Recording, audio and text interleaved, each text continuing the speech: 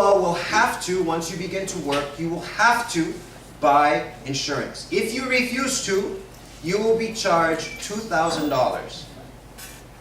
Fine. $2,000 fine per year. I don't want your insurance. Okay, $2,000. Pay up.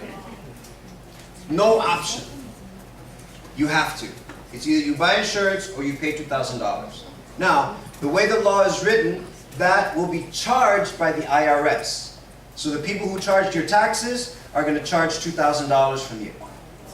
Now, this is a problem, because under the Commerce Clause of our U.S. Constitution, the IRS is taxing something they cannot tax a fine. It's taxes, it's stuff that's supposed to go to the government, taxation, with representation. This is kind of like a fine, getting a fine without any good reason. And so for the individual Commerce Clause, because I'm a person, I can say, wait, hold on.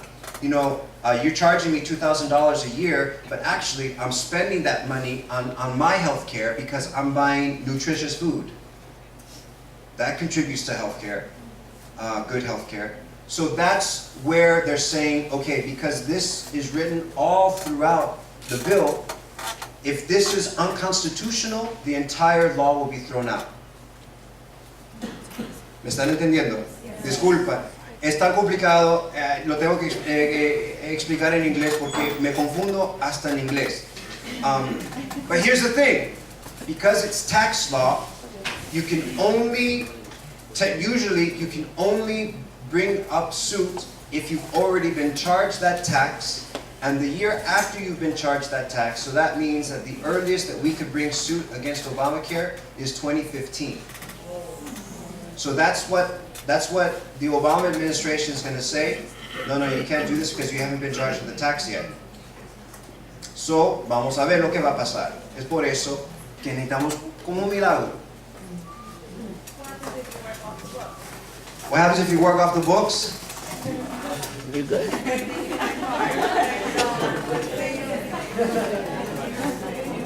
Everybody has to buy this. Everybody has to buy this in some way or form or another. I'm not sure exactly how to answer that question.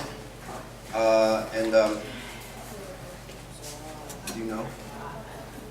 I would just say, I mean, it sounds like a good solution. Like, well, I'll just work, you know, and get paid under the table or whatever. But like, that's not really just either, because really taxes are a good thing. Like, we have the bridges that get fixed, and it helps with traffic, and we want running water, and I want bathrooms that work, and these sorts of things are paid for by our taxes. So taxes in and of themselves are good and just things. If I'm going to use the roads, then it makes sense that I would also contribute for the common good, and that some of the taxes would go towards those who don't have enough, you know? But, so I don't think the solution, it's a good point to bring up, like, hey, you don't have to worry about it, but at the same time, it's like, well, wait a minute, there's other things that are good, and so we don't ever do evil so good can come about. Now, there's some cases where people, that's the situation I'm in, that's all I can do, and I'm going to do what I can, and I'm going to give money to charities that help out things like that. Okay, so, but when we're talking about just justice, you know, if I'm going to be using the things in the country, then I should be paying, also contributing to the things in the country. So it's better to change an unjust law than to say, well, we'll all just like quit our jobs and you know, just work in this way. So that's just a little thing that we forget, because we think of things as free, because a lot of times taxes come right out of our paycheck. We don't even think about it. We don't know where that money goes. But now it's like, well, now we're being told we're going to take that money out, and it's going to be more money, and we're told this is free. But that's insulting to our intelligence. It's not free. Nothing's free. Okay, and sterilizations, procedures, you know, one of the things that they talk about, this is on behalf of all women, and they're calling it health care, preventative health care. What about all these women who suffer from infertility? Why don't we pay money to help them? Because you see, that's a health concern. That means there's something wrong with their health, wrong with their fertility, and so maybe we should be giving money to help them to get pregnant. But we're not helping those women. We're helping perfectly healthy women get unhealthy. Here's a problem I have.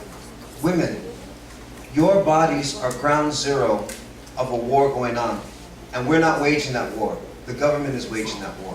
I think that's messed up. I think you are being used again by the government because they're making this, oh, this is for women, this is for women. We just saw what it does to women. I think that's messed up. I spend half of my day picking up pieces of broken marriages, of single parent homes. That's what I do almost all day, is pick up those pieces. And you're telling me this is for women? I don't see that. One other thing, I think that this is great, que sí vivimos en un país que podemos decir estas cosas. Amen, thanks be to God. Because honestly, if we were in Venezuela, the police would come in and lock me up. If we were in China, olvídate, bye-bye. You know, you would see like, you know, I don't know, you'd see my bones in some prison someplace. Okay? But we do live in a country where we can't say, no, eso no se vale. Eso, aquí no. We can't do that, so let's do that. That's right. What would happen? What would happen if there's a young lady that has like 3 kids, she's like 24, 25, and she gets her tubes cut off? What happens then? Like, did she choose to do that? If she chose to do that, then she should go to confession and talk to a priest. If they did that forcibly, that's a violation. And they do in some, like I've been in hospitals doing charity work when they've done forcible sterilizations on a woman, and I was just like, did that just happen? And I was like, Brother Damiano could probably tell you more because he's a nurse and he served in those places. But if that's against her knowledge, that is horrible. If she chose to do that, she should go to confession and talk to a priest. Okay, if we have more questions, amen, amen. Holly's going to be here. You can ask her all the questions. Padre, yo no sé si quería decir algo. I asked Brother Damiano, and he's a nurse, and he said that Holly did a great job explaining everything. But Brother Damiano's a nurse. If you want to ask someone who has a medical background questions, él también. Hi. I don't think I've ever been on the mic here at Corazon Pearl. Wow.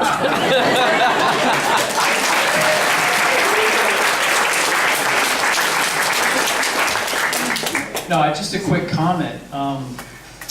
Like Father said, when I was down in Honduras in the mission down there, we served the poor, and a lot of women who we served who needed help with food were telling me that they were sterilized.